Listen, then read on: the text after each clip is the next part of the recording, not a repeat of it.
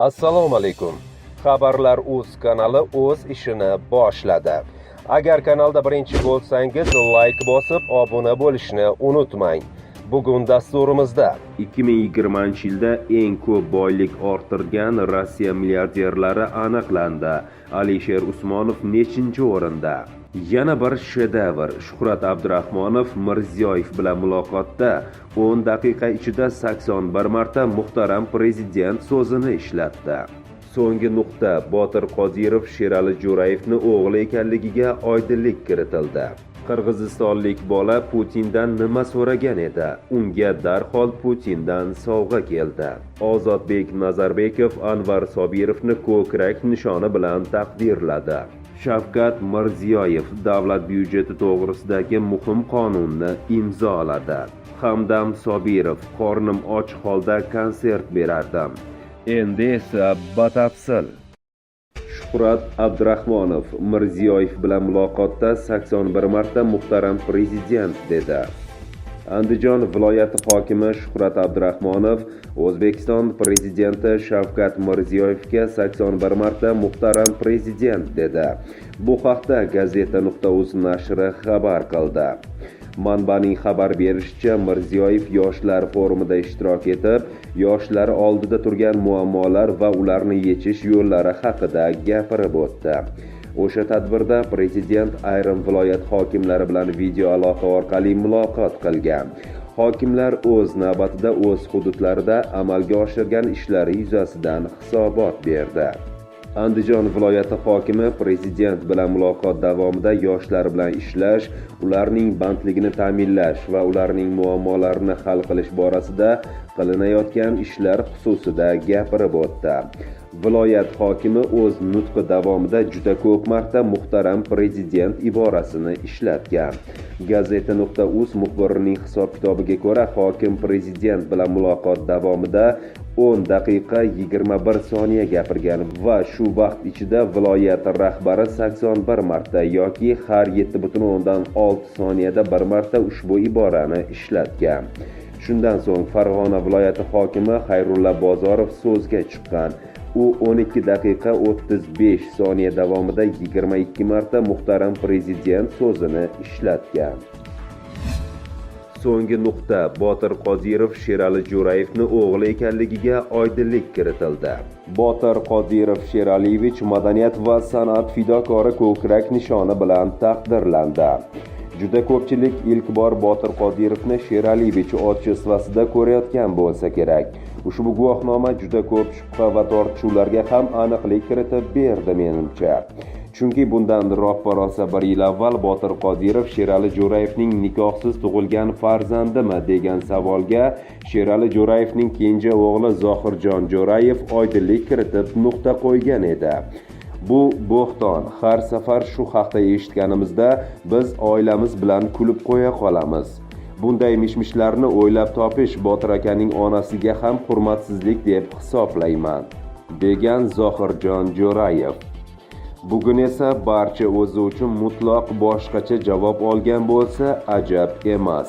Botir Qodirov Sheraliyevich otchesvasida ekanligi ma'lum bo'ldi. Xulosa o'zingizdan. 2020-yilda eng ko'p boylik orttirgan Rossiya milliarderlari aniqlandi. Alisher Usmonov nechinchi o'rinda? Forbes jurnali 2020-yilda boyligi eng ko'p o'sgan rossiyalik milliarderlarning reytingini tuzib chiqdi. Reytingning birinchi o'rnida senator Sulaymon Kerimov joy olgan. U bir yilda 11,5 milliard AQSh dollariga boyigan. Uning boyligi o'sishiga oltin narxining yil davomida yuqorilashi sabab bo'ldi. Hozirda Kerimov va uning oilasining boyligi 20 milliard 900 millionni tashkil etadi. Ikkinchi o'rinni NLMK hamraisi Vladimir Lisin egalladi. Yil davomida uning boyligi 5,4 milliard dollarga o'sib, 26,2 milliard AQSh dollarini tashkil etdi. Lisining boyligi ortishiga po'lat narxlarining ko'tarilishi sabab bo'lgan. 3-o'rin Yumes Holdings hammuassisi Alisher Usmonovga nasib etdi.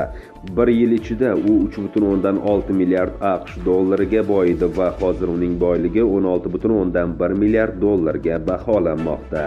Ro'yxatning boshqa a'zolari singari Alisher Usmonovga ham metallurgiya mahsulotlarining narxi ko'tarilishi yordam bergan.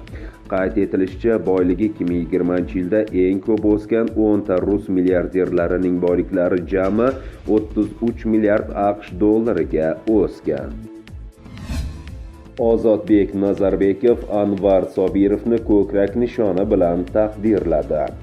O'zbekiston Madaniyat vaziri Ozodbek Nazarbekov Anvar Sobirovni ko'krak nishoni bilan taqdirladi.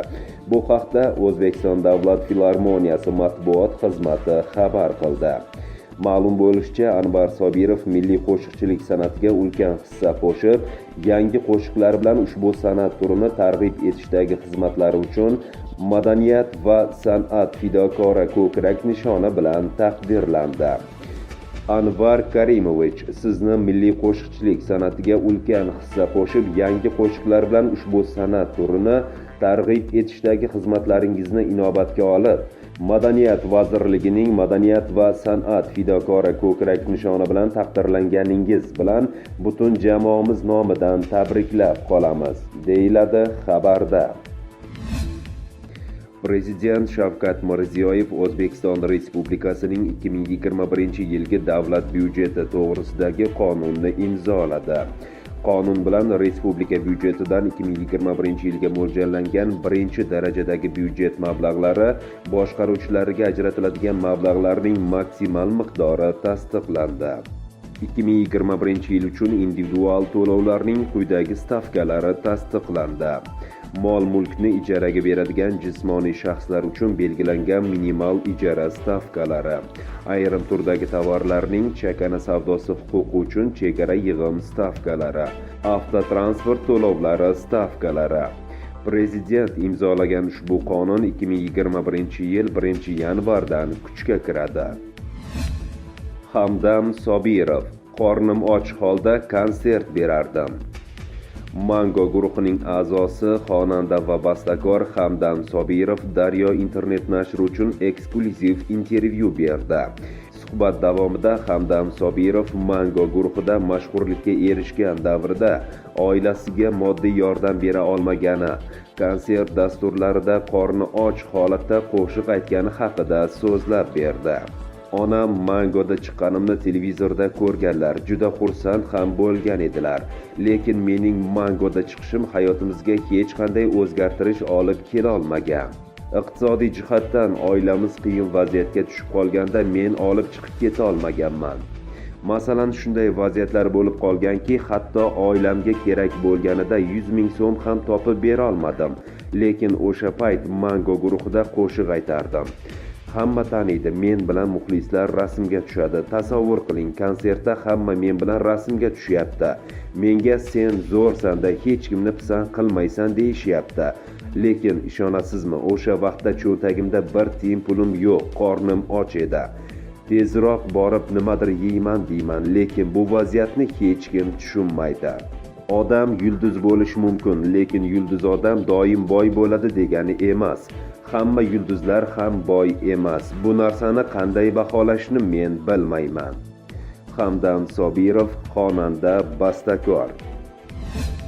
Qirg'izistonlik 7 yoshli maktab o'quvchisi Rossiya Federatsiyasi prezidenti Vladimir Putindan Gazprom va Rosneft aksiyalaridan sovg'a qilishni so'ragan edi, deb yozmoqda Argumenti.ru.